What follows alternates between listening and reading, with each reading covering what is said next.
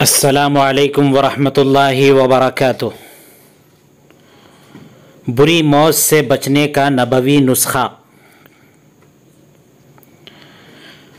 حضرت عثمان رضی اللہ تعالیٰ عنہ کہتے ہیں، حضرت حارثہ بن نعمان رضی اللہ تعالیٰ عنہ کی بینائی جا چکی تھی۔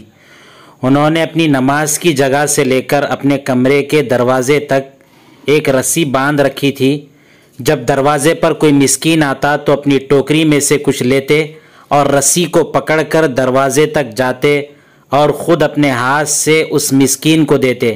گھر والے کہتے، آپ کی جگہ ہم جا کر مسکین کو دے آتے ہیں۔ وہ فرماتے، میں نے رسول اللہ صلی اللہ علیہ وسلم کو فرماتے ہوئے سنا ہے کہ مسکین کو اپنے ہاتھ سے دینا بری موت سے بچاتا ہے۔ حیات الصحابہ جلد 2 237 صفحہ۔ السلام علیکم ورحمۃ اللہ وبرکاتہ۔